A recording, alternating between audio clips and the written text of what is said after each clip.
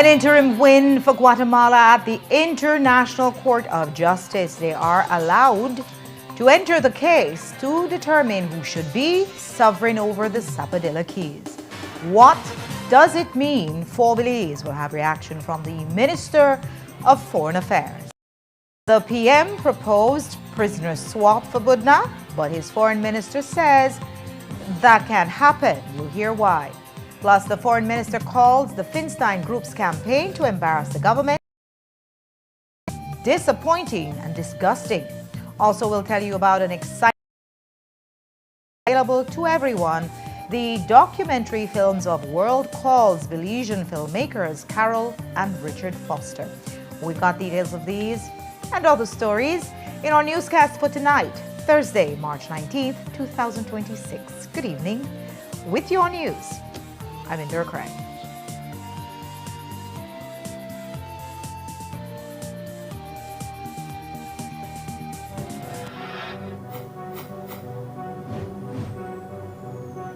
Belize, you're watching the Nation Station, Channel 7.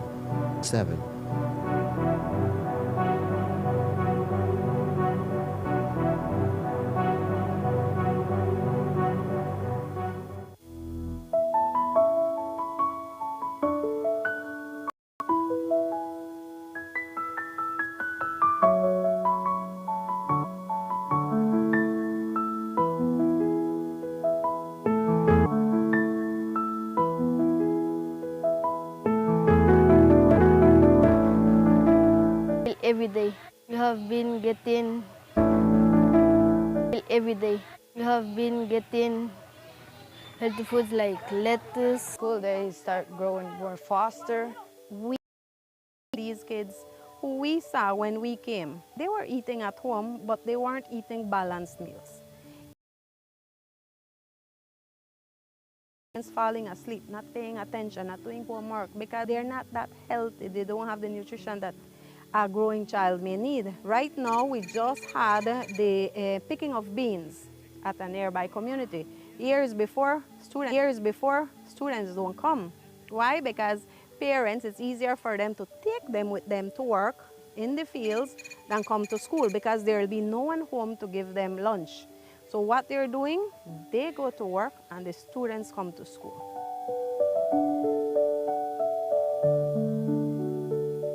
Compulsorily acquire Stake Bank Island. But they're acquiring it for a private company. The government has colluded with a bank to seize from a private owner. No, the state is stealing his land. This government used its power to take land from a Belizean developer to give to a foreign company. And those are things that the U.S. government takes really seriously. Washington noticed. They've been watching.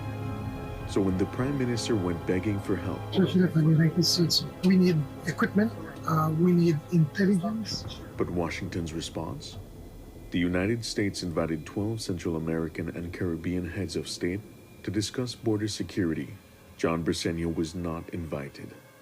What does that tell you? The U.S. is willing to sanction. They're willing to be aggressive and do whatever they can against these individuals who are taking these actions in these countries. Secretary Rubio have the Department of State assess the current state of rule of law, judicial independence, and property rights protections in Belize.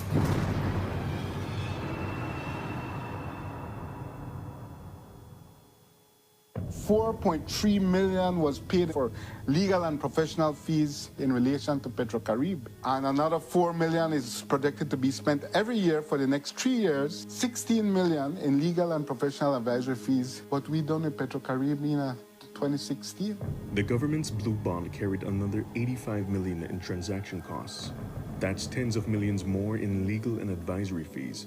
So who's collecting? Show those fees! Exposed by Freedom of Information requests, the government admitted Courtney Coy LLP was paid $227,000 on just one disclosed contract.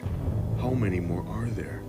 So while millions of dollars are being spent, the Prime Minister is begging Washington for help securing our borders. It is important that we get the necessary assistance, especially from the United States. We need equipment, we need intelligence. But there's no shortage of millions for legal and advisory services. Who is getting those legal and professional advisory fees? It's time to come clean, Mr. Prime Minister. We have centralized systems of corruption in this government. I'm Randall Friesen and I manage Westwell Produce, better known as Granny's Foods. That's our main brand. So we offer high quality grains, beans, rice, and we also offer corn chips made from 100% locally grown corn. We saw a need for high quality locally produced products.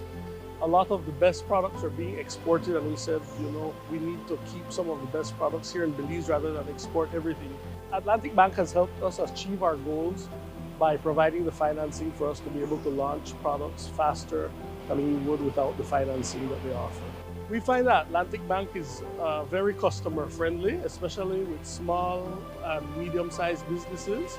We find that Atlantic Bank is more than willing to go the extra mile. They try to understand your business. So when we go to Atlantic Bank with a certain need, we find that they try to develop a solution that will meet our specific need. I would encourage any small business owner to go to Atlantic Bank for their financial services. They're very friendly, and just overall, their service is excellent.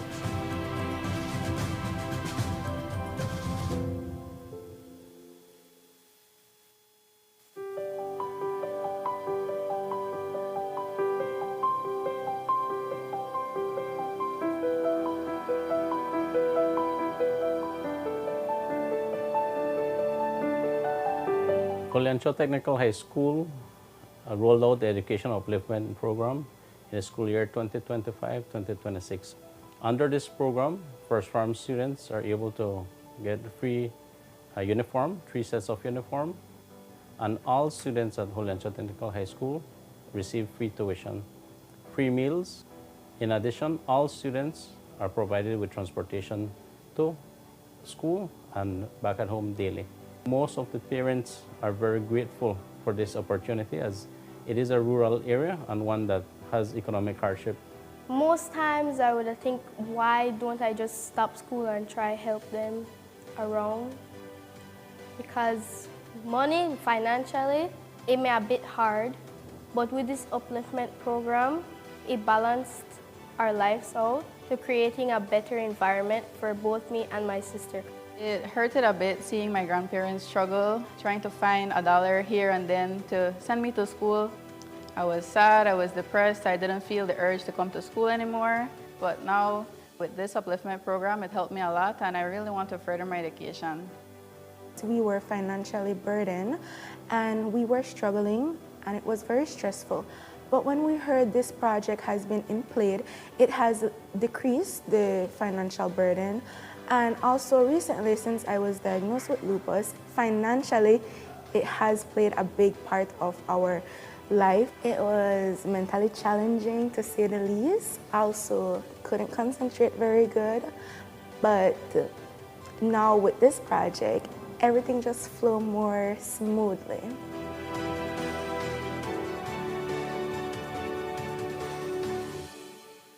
Imagine, a ref calls a technical on LeBron, ejects him, then walks to the bench, puts on a jersey, and checks into the game to take LeBron's place. WTH? That's what happened at the central bank.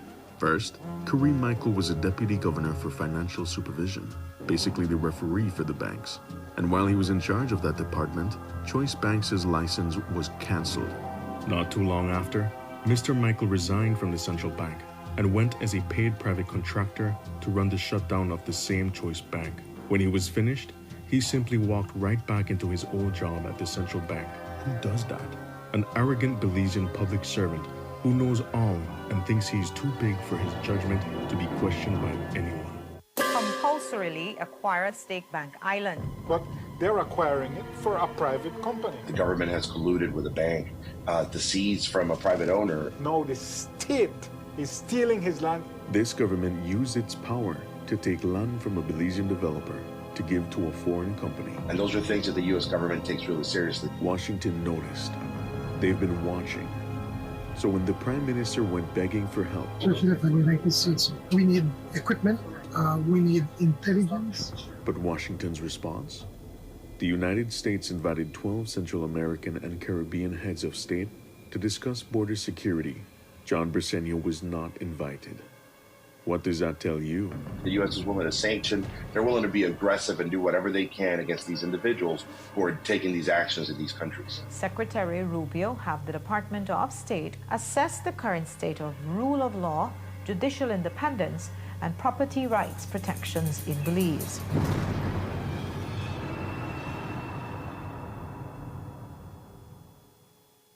Nando's Wholesale is the distributor for the full line of Badia spices, including the original complete seasoning, the perfect combination of ingredients and spices prepared to enhance the natural flavor of your favorite foods. Also, cinnamon powder for all your desserts, fruits, and beverages, and as special dishes. All these are available in commercial sizes or restaurant packaging. Nando's products are available at your local retailer or contact us at 222-5000. From Corozal to Toledo, Nando's is proud to be serving Belize as its #1 wholesale distributor for over 35 years.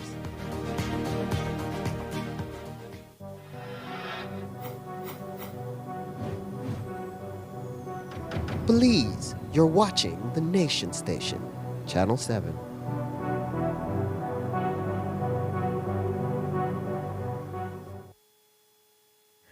Guatemala has made some headway at the International Court of Justice, and tonight, Belize's foreign ministry is welcoming it. Today, the court granted Guatemala permission to intervene in the case concerning sovereignty over the Zapadilla Keys. The case started in 2022 when Belize asked the court to confirm its sovereignty over the Zapadilla Keys, which Honduras also claims in its constitution. In 2023, Guatemala, which also claims the keys, asked for permission to intervene in the case. In public hearings last year at the ICJ, Guatemala claimed that it has a clear interest of a legal nature in the case, since it has a long-standing claim of sovereignty over the Zapadillas. At the end of those hearings, Belize stated that it had no objection to Guatemala being permitted to intervene in this case, while Honduras resisted. Today, the court announced its findings, where it concluded that Guatemala's application satisfied all substantive and procedural conditions and would be allowed to intervene. Here's how the president of the court, Judge Iwasawa Yuhi, put it this morning. The court notes that Belize claims sovereignty over the Zapadilla Keys, Cayos Zapotillos, on the basis that the United Kingdom and subsequently Belize have continuously, peacefully, and openly exercised sovereign authority over the Zapadilla Keys, Cayos Zapotillos, for 200 years. The court observes that the precise object of Guatemala's intervention, which is to protect its interest of a legal nature over the Zapadilla Keys, Cayos Zapotillos, and to inform the court of the nature and extent of such interest, falls within the subject of the main dispute. For these reasons, the court unanimously decides that the Republic of Guatemala is permitted to intervene as a non-party in the case, pursuant to Article 62 of the statute, to the extent and the further purposes set out in paragraph 76 of this judgment. You can find a link to the decision on our web platforms. And Belize's Ministry of Foreign Affairs put out a statement today welcoming the decision, saying it is, quote, a step forward that advances the process leading to finality of the two sovereignty cases before the ICJ involving Belize, i.e. Guatemala's territorial, insular, and maritime claim and sovereignty over the Zapadilla Keys. Here's what the foreign minister told us today. Not surprised at all. I mean, as you know, Belize offered no objections to Guatemala joining the case. So it was our legal team expected that that would be the result. And so we're not surprised at all. And, you know, in fact, the thinking of the legal team is that that is in Belize's interest. That's our objective. We want the entirety of these matters to be resolved. But people will get jumpy, the public, because it will be interpreted as a gain for Guatemala before the court. that would be a wrong understanding of the outcome of the case. As I said, our legal team made submissions to the court. I would invite people to review those submissions. They were very clear about our position on this matter. We've thought it was in the interest of all the parties, and of course in the interest of Belize, that Guatemala joined the case so that all these issues can be resolved once and for all definitively. Turning now to waters north of the Zapadillas, the Humilde Viajero, a Panamanian-flagged vessel carrying diesel, is still moored in the waters off the Big Creek port. The vessel has fake documents, a suspect crew, and a dubious cargo, but still, Customs and the Department of the Environment seem unsure of what to do with it.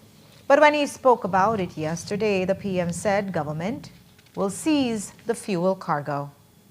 What we have said that we have seized that tanker, and whoever is responsible for that tanker will have to answer in a court of law. And if necessary, we're going to seize those 50,000 gallons of diesel to put to use for. We're going to sell it to Puma and to be able to help us a little bit with the challenges that we're facing. From what it seems, and I have to be careful because that will end up in court. This tanker just showed up.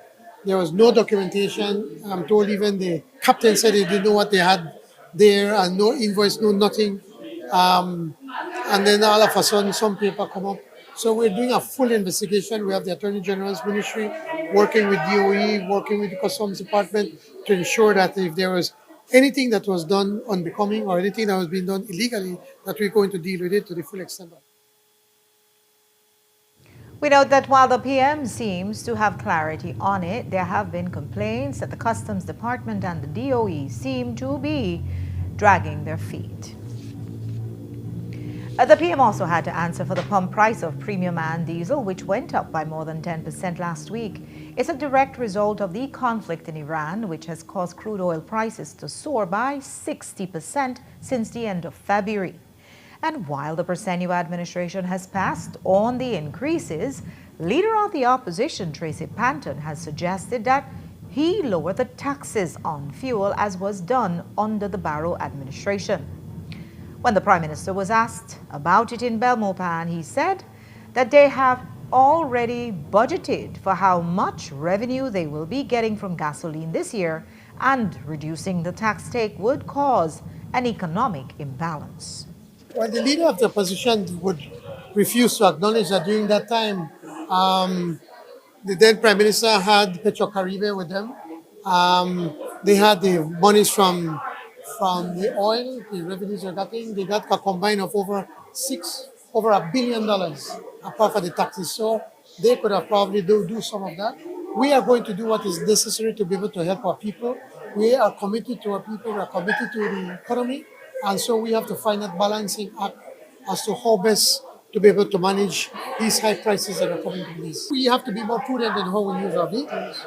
We have to take a look and to take a balance. As I said, the pie is a pie. And when we set up the 2026-2027 pie, it is set. And we already projected the amount of revenues that we're going to collect from that, from fuel. And if we were to cut that, then we either have to collect it from somewhere else or cut from some government program.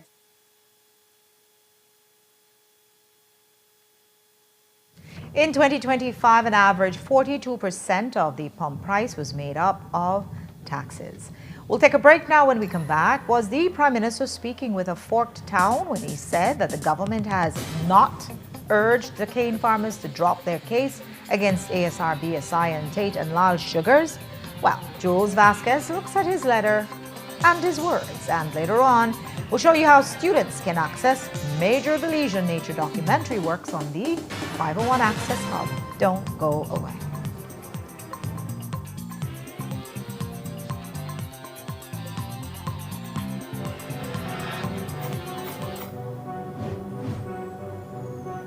Belize, you're watching the Nation Station, Channel 7.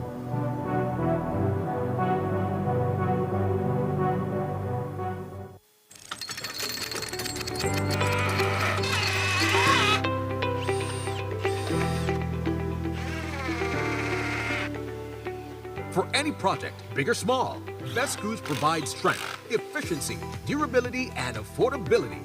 Get the screws specifically designed for your next project. Get Best Screw, the power to build, the strength to last. Available at Benny's. Quality and savings.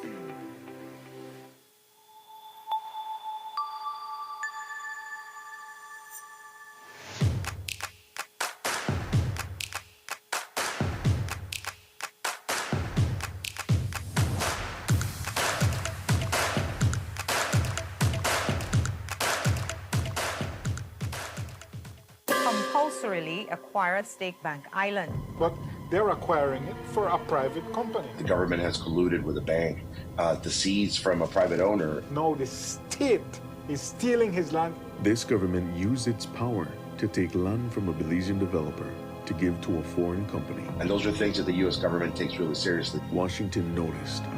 They've been watching.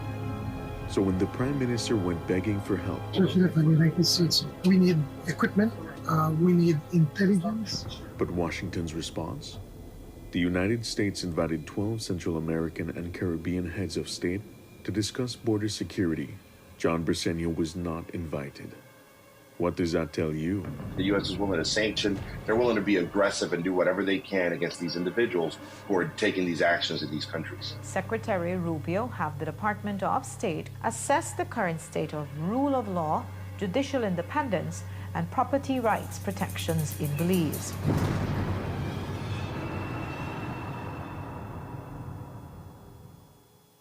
Imagine, a ref calls a technical on LeBron, ejects him, then walks to the bench, puts on a jersey, and checks into the game to take LeBron's place. WTH? That's what happened at the central bank. First, Kareem Michael was a deputy governor for financial supervision, basically the referee for the banks. And while he was in charge of that department, Choice Banks' license was cancelled. Not too long after, Mr. Michael resigned from the central bank and went as a paid private contractor to run the shutdown of the same Choice Bank. When he was finished, he simply walked right back into his old job at the central bank. Who does that? An arrogant Belizean public servant who knows all and thinks he's too big for his judgment to be questioned by anyone. Kite flying is fun, but it can also be dangerous. Fly kites safely by following these tips. Never use wire, metallic thread, or wire-reinforced strings. You could be electrocuted. Remember, even a safely built kite can cause a power outage if it gets caught in a power line. Always use paper, plastic, or wood to build kites. Never fly kites near power lines, in the path of traffic, aircrafts, or near highways. Always fly kites with a responsible adult, in open areas, in dry weather, and with clear visibility. Never attempt to remove your kite from a power line. Always call BEL at 0800-235-2273 if your kite gets caught in a power line. Belize Electricity Limited. We care about your safety. $4.3 million was paid for legal and professional fees in relation to Petrocaribe. And another $4 million is projected to be spent every year for the next 3 years. $16 million in legal and professional advisory fees. What we done with Petrocaribe in 2016. The government's blue bond carried another $85 million in transaction costs. That's tens of millions more in legal and advisory fees. So who's collecting? Show those fees! Exposed by Freedom of Information requests, the government admitted Courtney Coy LLP was paid $227,000 on just one disclosed contract. How many more are there? So while millions of dollars are being spent, the Prime Minister is begging Washington for help securing our borders. It is important that we get the necessary assistance, especially for the United States. We need equipment. We need intelligence. But there's no shortage of millions for legal and advisory services. Who is getting those legal and professional advisory fees? It's time to come clean, Mr. Prime Minister. We have centralized systems of corruption in this government.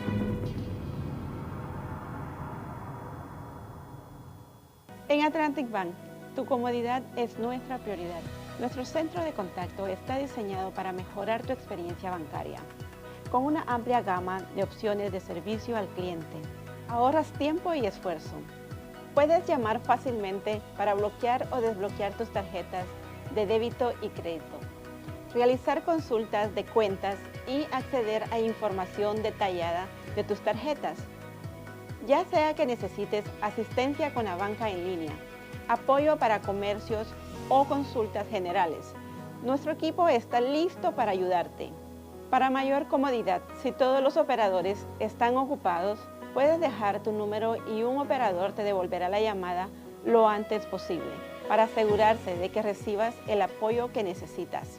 Para mayor seguridad, es posible que necesitemos verificar tu identidad con un conjunto de preguntas sencillas.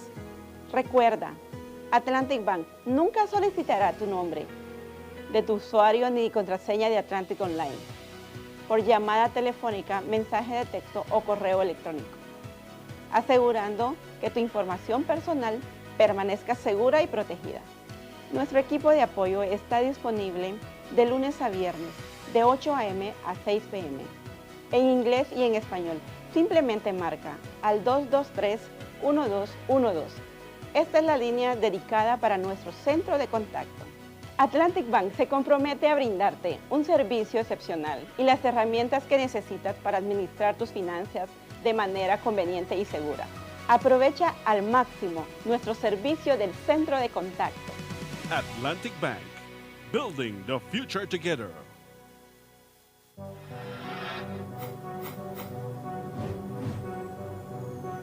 Belize, you're watching the Nation Station, Channel 7.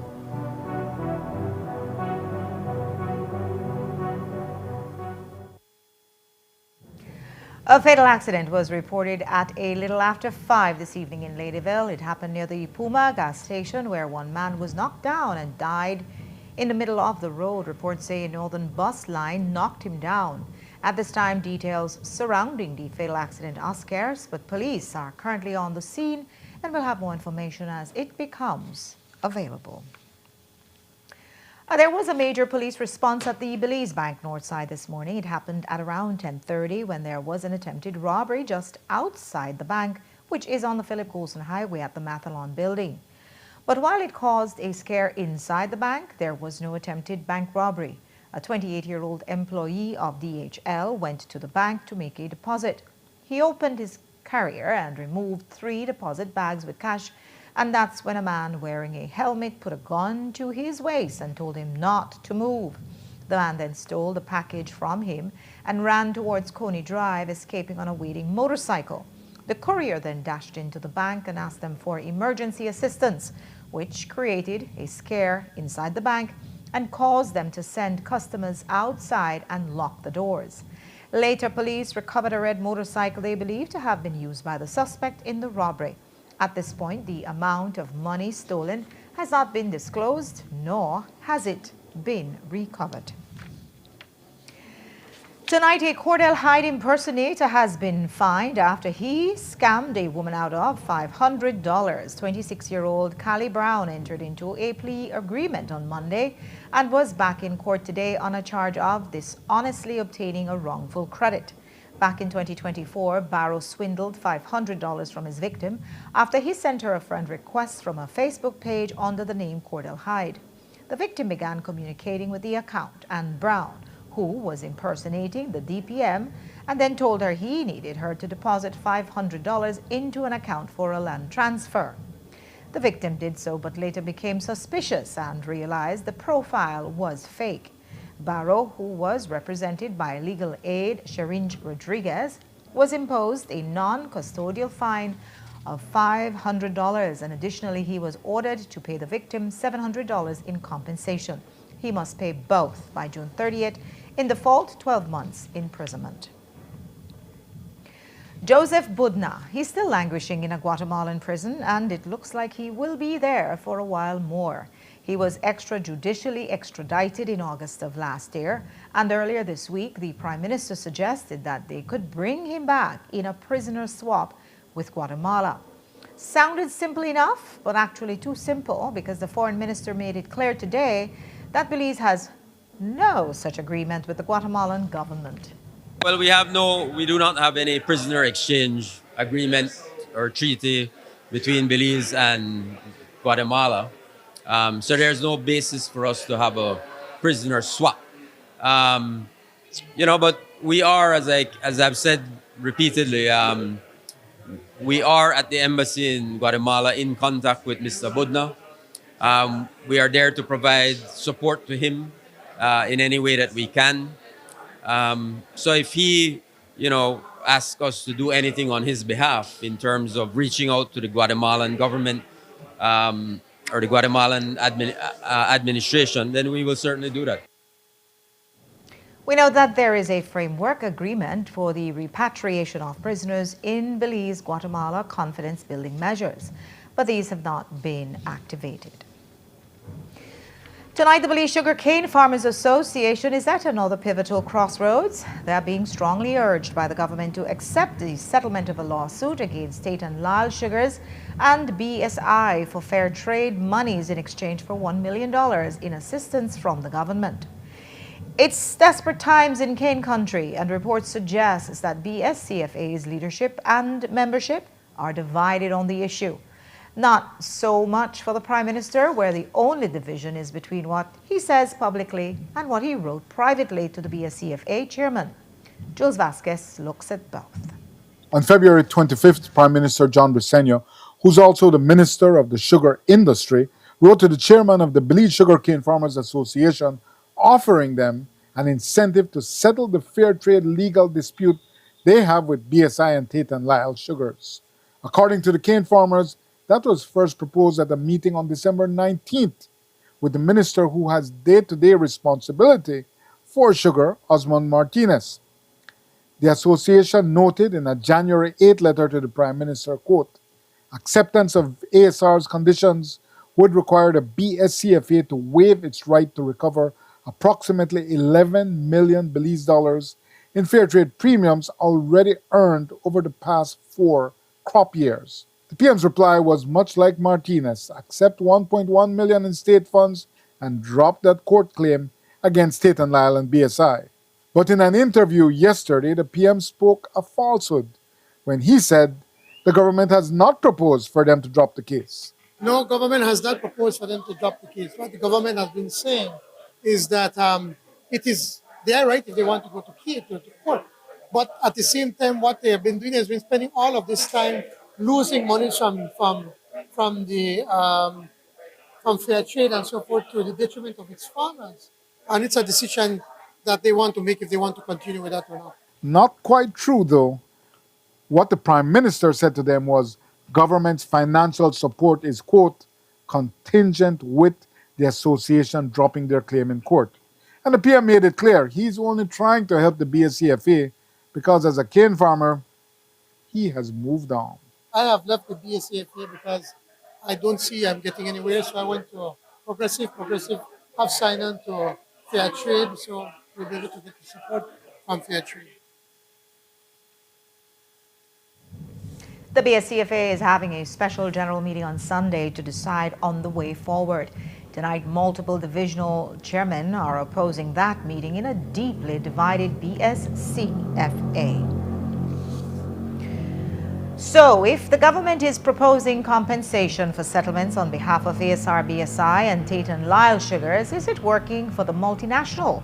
And is the government doing this to please U.S. state and corporate interests, since both BSI and Tate and Lyle are owned by a powerful U.S. company, which is ASR, or American Sugar Refining? We asked the Minister of Foreign Affairs, is there any if they are under pressure to deliver for the multinational? No, not at all. Not at all. I think all our engagements certainly with the U.S. Embassy here in respect of ASR have been very, very positive, very, very productive. No, I think, no intimidation, none of that. I think it's all been very productive. And we have a very good working relationship with ASR, BSI government. They have come to cabinet many times to make presentations. We've discussed their concerns. Even their owners in Florida have come to make presentations. So I think we have a very good relationship with them. Yeah. But why then would the Prime Minister write on ASR on TNL, sugar, TLS sugars, Tate and Lyle sugars, why would the Prime Minister write on their behalf saying or urging the cane farmers to settle their matter and receive an incentive from the government? So in fact, using public funds to buy fertilizers to offset a corporate private litigation that the BSCFA has engaged in against Tate and Lyle Sugars for the fair trade money. Yeah, well, you're asking me something that you'll have to ask the ministry responsible for sugar, for the sugar industry. Yeah, and about. What I do know is that, as you all know, the Prime Minister has long expressed his frustration with the state of affairs in the BSCFA and the sugar industry. This is a critical industry to our economy. And we want to see the matter resolved. We want to see the matter resolved. The stalemate has gone on for too long. And the Prime Minister, in fairness to him, he's said this many times in Cabinet, he feels very strongly that the BSCFA should try to settle the matter.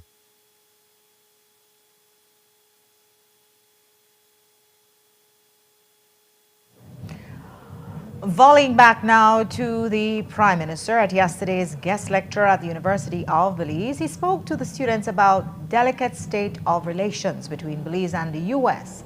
as it relates to the Cuban Medical Brigade. And as to the Cuban Brigade, you know, we feel very strongly the Cuban Brigade. We are very grateful for the tremendous work that they have done, and that they are in areas where we don't want to be, some of our doctors, and also they have specialties that we don't have. We are in some delicate negotiations both with the Americans and hopefully then with the Cubans to see if we could find a hybrid to be able to keep as many as possible of the Cuban doctors here. But as you know, we are just a speck in a big pond, and then we have our big brothers in up north, that they don't care about anything. They just say, you do it our way, or then we are going to deal with you. And now just imagine, we said to hell with you, we there with Cuba, and we are raise the flag, and we this and that, and then they say we are cancel all the visas of Belizeans. You know, I'll be the first one to jump on my back. True or false? True or false? Be honest. Be honest. No. We'll be the first one to jump off we back that we're wrong with you, we didn't lose we visa, we can go to the United States. I say that to be able to find, I say that, don't get too excited. I say that to make the point that we have to be able to diplomatically see how we could walk that fine line to be able to see what best we can do for our citizens. But at the same time, the Ministry of Health is already looking at trying to get more doctors to Belize through El Salvador and Nicaragua. But then UB, Doc, we're looking for that within a few years we are going to be producing doctors that we could take care of our own. So.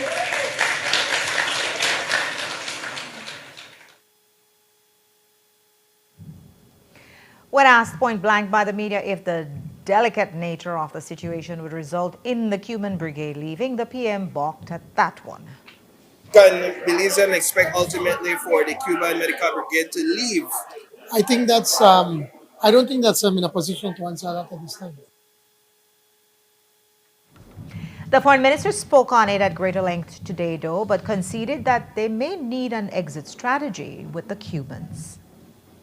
Now, in terms of the brigade, the medical brigade, that is a matter that we are reviewing in light of the circumstances in Cuba, the changing circumstances in Cuba. We are looking at options in terms of what do we do. So we're discussing that with Cuba. You know, I want to, of course, place on record that our deep gratitude for to the Cuban government and people for the brigade The brigade obviously has played a critical role in the development of our health system here in Belize, particularly in rural communities where their doctors have served. So currently we have about 92 medical professionals serving in Belize. 45 of them, as I understand it, are doctors. So we're looking at that. And what we have done, Cabinet has asked that the Ministry of Foreign Affairs work along with the Ministry of Health and Wellness to devise a plan that will present different options to Cabinet for us to look at. Sounds like an exit strategy, though. Well, that may be one option, so that may be one option. But the whole point is that given the circumstances, what is happening in Cuba, we have to be prepared. And so we have to have a plan. Whether it's a transition plan, we have to have a plan to ensure that our health system is protected. What consequences might we face? Are we looking at the cancellation of visas for officials and their families, or other such consideration? No, I want to be very clear about that issue. In all our engagements with the United States on Cuba, I have found them, including Secretary Rubio at the last meeting in St. Kitts, to be very pragmatic, very practical. There were no threats made to anybody, no intimidation. They have a different view of Cuba and what has been happening in Cuba for the last 50 or plus years. So we have to respect that view. So, no threats have been made. We are in dialogue, respectful dialogue, as I said, with the Cubans. And, we're looking at options. We're looking at different options. And if Belize has to send home the Cuban doctors, there will be many gaps in coverage, especially in rural areas. So the focus would then turn to the nascent University of Belize School of Medicine, which was inaugurated and established in August of 2024 to present Belizean students with a local option for medical education. Well, the Prime Minister says that the hope is that the local med school will be able to produce doctors who can eventually transition to employment at these clinics. Well, remember, if you look back at history, the Cuban Medical Brigade was never something that would have been permanent. It's supposed to have been for a period of time and to allow countries to be able to catch up, to be able to provide their own doctors. At least this government had the foresight to start with a medical faculty here at UB. And I think if it's not this year, next year, these students will start to go to PHMH to be able to do some practical, some practice in their different fields at the hospital. So, in a way, it is working out for us, and we hope that in the next few years we'll be producing more and more Belizean doctors that can provide the necessary service that our people need and deserve. Many students have chosen not to attend due to the high cost of the UB School of Medicine. And whatever happens with the Cuban Brigade, the foreign minister concedes that Belize will have to re-examine its relationship with Cuba, which is what the Cubans are themselves doing right now with the USA. But in the meantime, they have to stay close with Belizean medical students in Cuba. The president of Cuba himself has made it public that they are themselves in discussions and with the Americans. We will see what comes out of that. So I think everybody is watching and waiting. The ministry been in contact with our students, and are any considerations being made? Yeah, absolutely. We are in contact with our students almost on a daily basis through our embassy in Cuba, Ambassador Aldana. We have now about 28 students in Cuba. I think about 20 of them are nearing completion of their studies, so that's good. And really, so far, they have not expressed an interest in coming back to Belize. They're still hopeful that they will be able to complete their programs of study. We are there to support. If they indicate to us, or if the Cuban government indicates to us that they believe it's in their interest to return to Belize, then we will facilitate that. And while the government of the day prepares for a Belize-Cuba reset of some sort, the UDP has a much more status quo outlook. Friends do not abandon friends. Well, at least that's what the leader of the opposition said via a Facebook post. Tracy Taker Panton writes, quote, "It is deeply troubling to hear the Prime Minister as well as the Minister of Health and Wellness admit that Belize is now engaged in delicate negotiations regarding the future of the Cuban Medical Brigade." Here's how the PM responded. Well, the leader of the opposition has the luxury to be where she is, and we expect that she's going to be there for a very long time. But we have to be realistic, we have to be pragmatic, we have to be able to see how best we can deal with these issues. We know the position of the US government.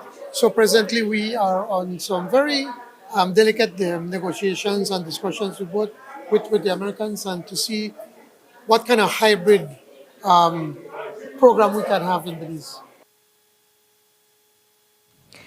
And the Briceño administration has another foreign affairs concern coming out of the lobbying effort in the U.S. by the Feinstein Group. Responding to questions about the negative public relations campaign by the Feinsteins against the Briceño administration in U.S. media, Foreign Minister Fonseca gave a candid, if measured, response. Yeah, I think, we've responded, as you know, we put out a press release on the matter. We have also responded directly to both Chairman Mas and to Secretary Rubio, setting out in great detail our response to the letter that was sent by Mas to Rubio. And we're following up on many different fronts, both through our embassy in Washington, and here with the U.S. Embassy here in Belize, providing information. The bottom line is that,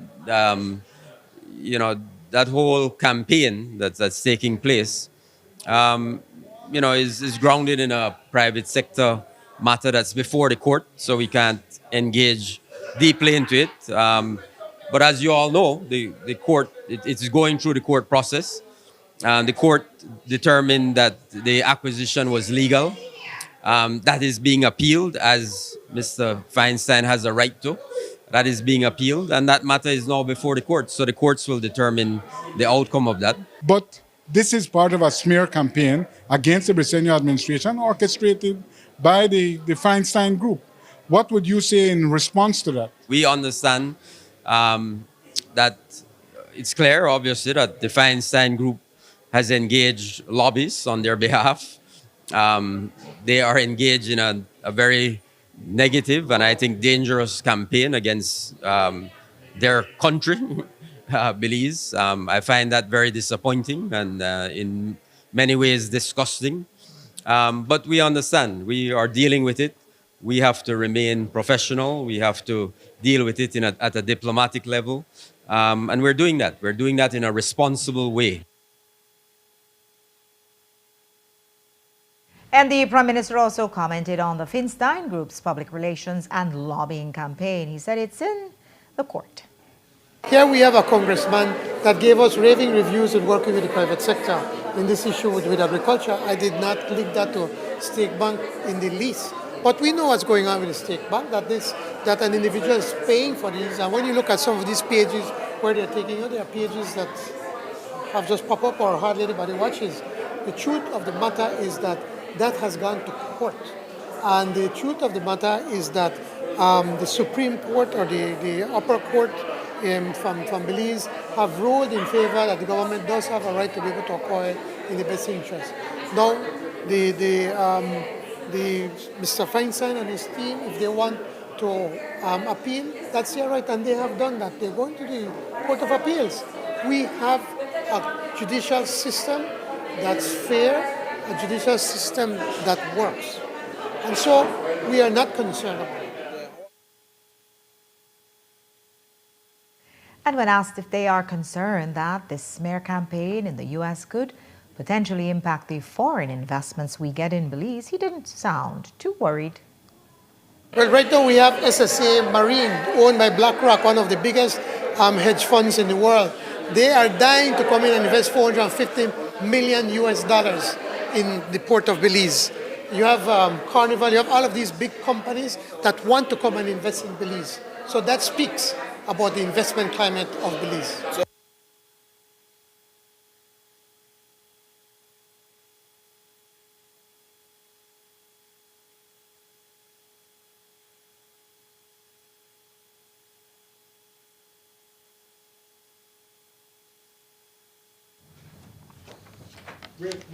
We'll take a quick commercial break and we'll be right back with more news. Don't go away.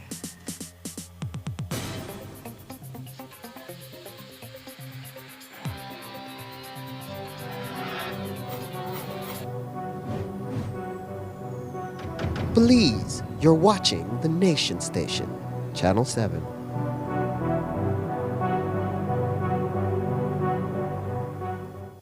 Champion security, champion security, champion security. Yeah. Your security is our business, so we gonna protect you like a champion, like a champion. Guess what, Mr. Handsome? Yeah, over there, champion security. This is the place to be. What does sign say? Champion Security. Here at Champion Security, we provide quality service. You know why? Such as triology lock, fire alarm, IP camera system, gate operator, biometric lock, and alarm system. Champion Security. Make a go check out where they go on inside of Champion Security. And boy, nice to meet you, my brother. Tell me a little bit more about Champion Security. Well, welcome, Mr. Hanson. Here at Champion Security, we offer fire system, alarm system, camera system, gate operator, access control, and also trilogy locks and magnetic locks. Everything you need to do with security systems for residential and businesses, you could find everything here at Champion Security. We also consist of 12 technicians, and we offer technical support 24 hours. So anything you need for your security systems, you could find everything here at Champion Security. Remember, guys, here at Champion Security, we live by our motto, where your safe stay is our business. Give us a call now. Don't forget to check us on Facebook, Instagram, and all the social media platforms. And continue to shake it to the max all the way. Champion Security, the best place to be. We care for your safety. You want to rent it? That's not a problem. We got remote gate. Compulsorily acquire Stake Bank Island. But they're acquiring it for a private company. The government has colluded with a bank to seize from a private owner. No, the state is stealing his land. This government used its power to take land from a Belizean developer to give to a foreign company. And those are things that the U.S. government takes really seriously. Washington noticed. They've been watching.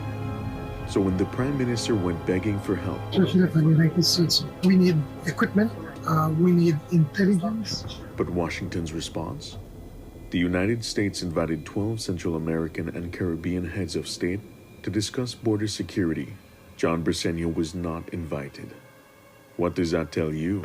The U.S. is willing to sanction. They're willing to be aggressive and do whatever they can against these individuals who are taking these actions in these countries. Secretary Rubio have the Department of State assess the current state of rule of law, judicial independence, and property rights protections in Belize.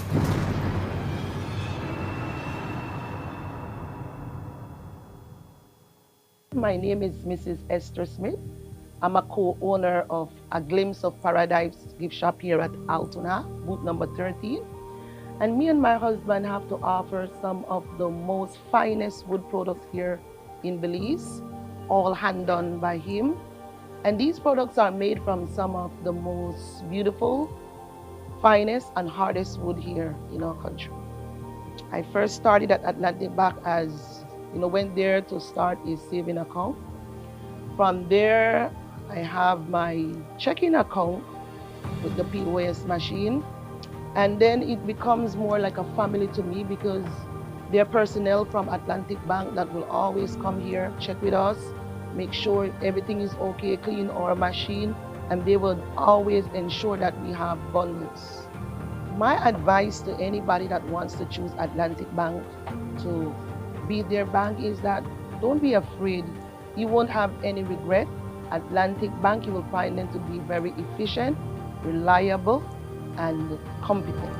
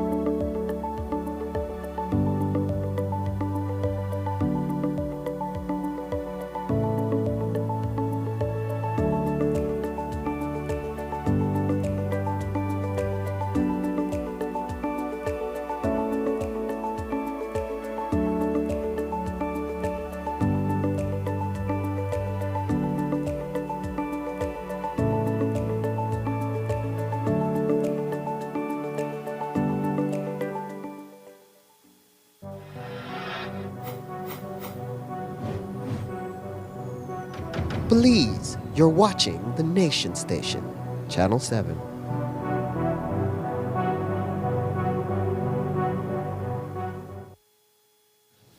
The legacy of the late filmmaker Robert Foster lives on through his wife and creative partner Carol, who has teamed up with Mitch and the Ministry of Education and Culture for a project called 501 Wild.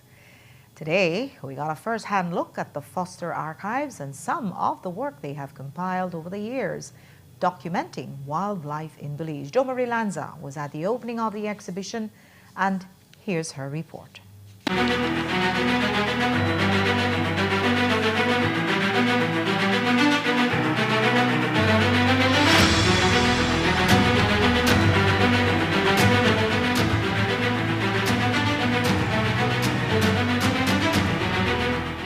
What do you get when you blend art, science, and history? A project called Wild 501. It's a product made up of a collection of nature documentarians, Carol and Robert Foster's lifelong work.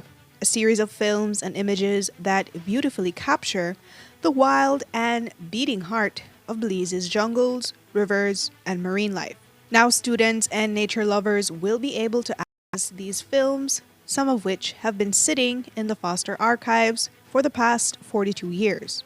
When we talk about the soul of Belize, We often speak of our music, our food, our history.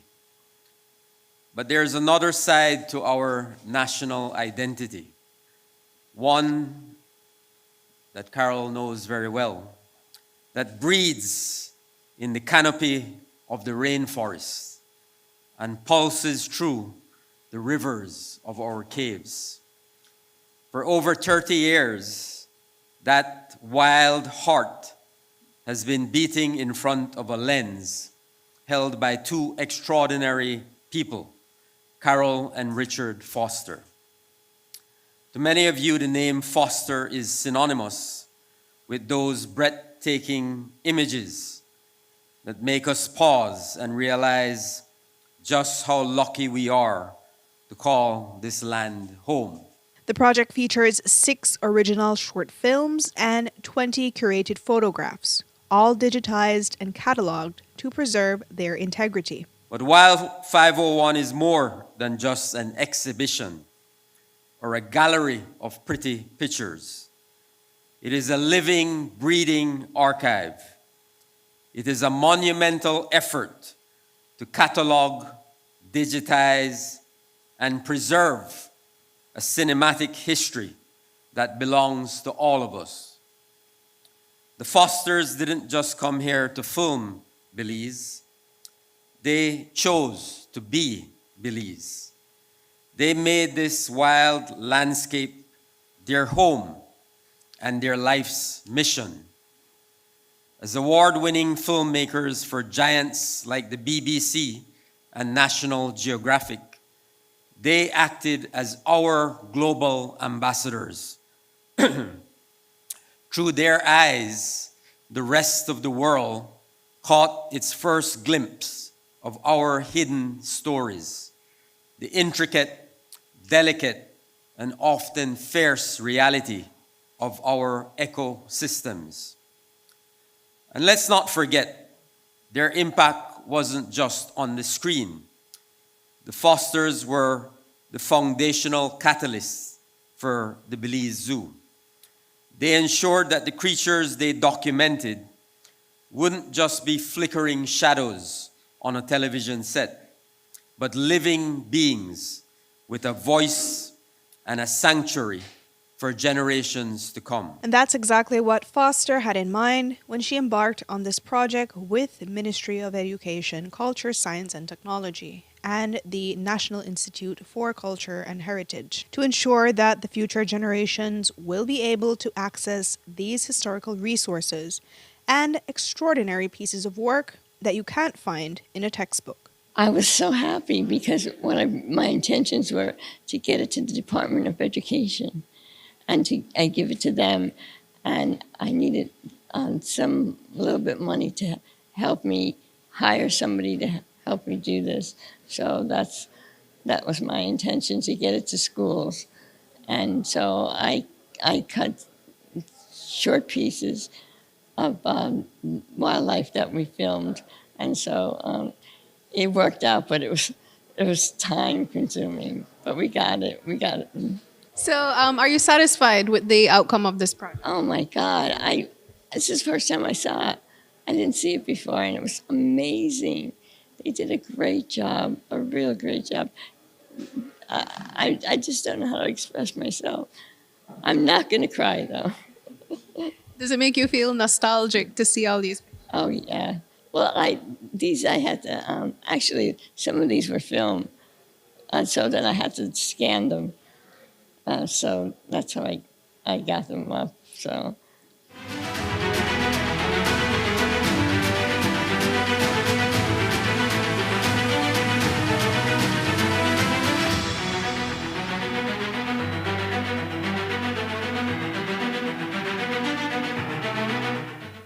Jo Marie Lanza, 7 News.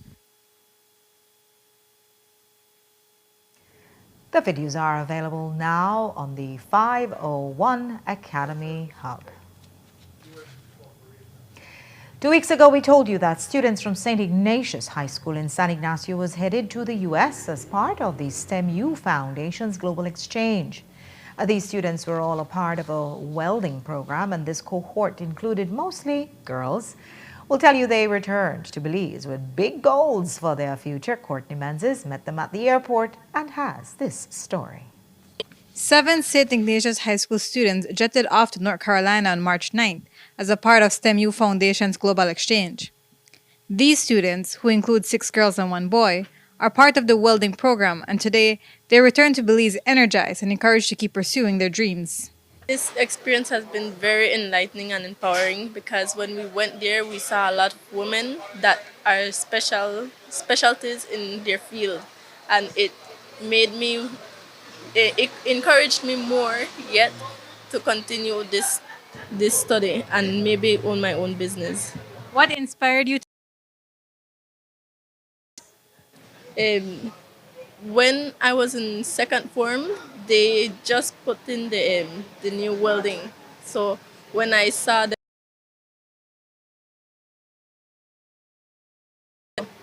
I learned how to work together as a team, because if I didn't work here with my classmates, and how to fix my welds and make sure that they are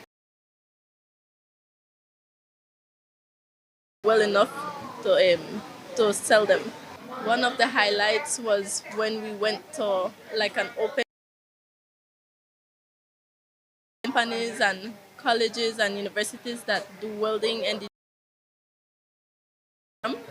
we met a lot of new people, a lot of different kinds of people. You know, everyone thinks different. You learn how to think from perspectives. You see yourself one day attending one of these universities?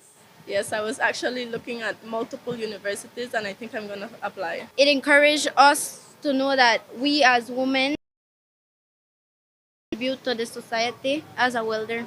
What made you interested in becoming a welder? Well, I didn't really know what I was getting into welding. I just saw this and I said it, took it as an opportunity. It's very interesting. I love the time, the patience, and techniques you can use. There's many opportunities in the world for a welder, especially the girls. What was your favorite part of the trip? Well,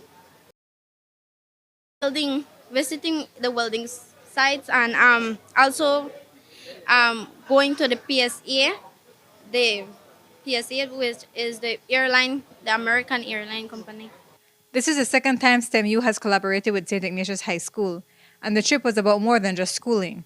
She added that this now paves the way for other Belizean students and principals.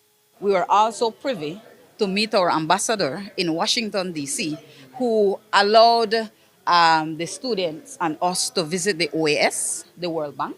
And he also, Ambassador Nestor Disses, who we all know, very fond of education and quite impressed with the amount of girls that went, and saying that we need more in our country. So our educational field trip, as I call it, their experience is not only for St. Ignatius High School, it's for the country of Belize. All my colleagues are high school, so I represent all the principals.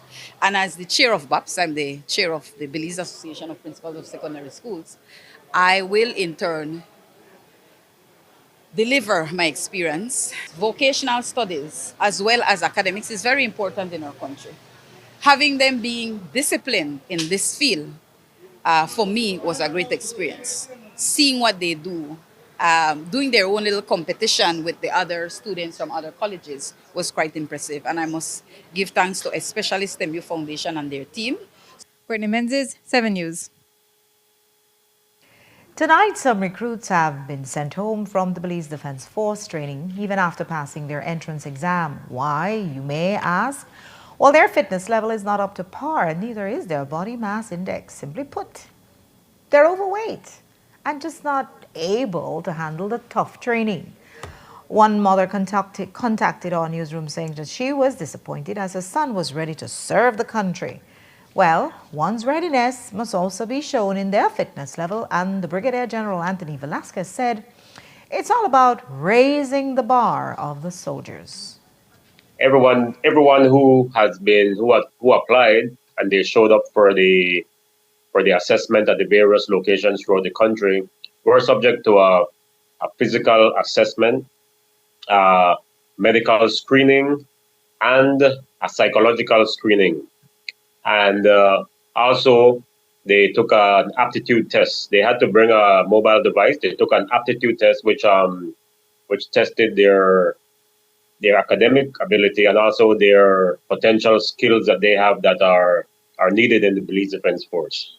Some applicants who were selected on the selection day may because of the in-depth nature of the assessment now, they may not qualify.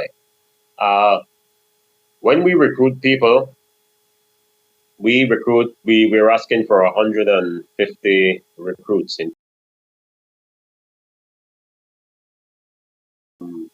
of the training.